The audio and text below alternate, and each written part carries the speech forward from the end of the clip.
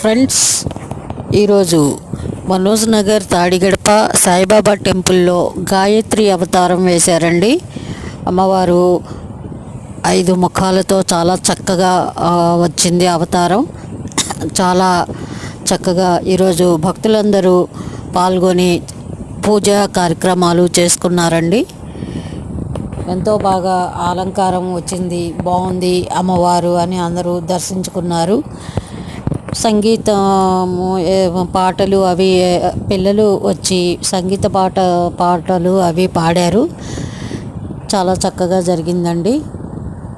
అమ్మవారు అవతారం చాలా బాగుంది.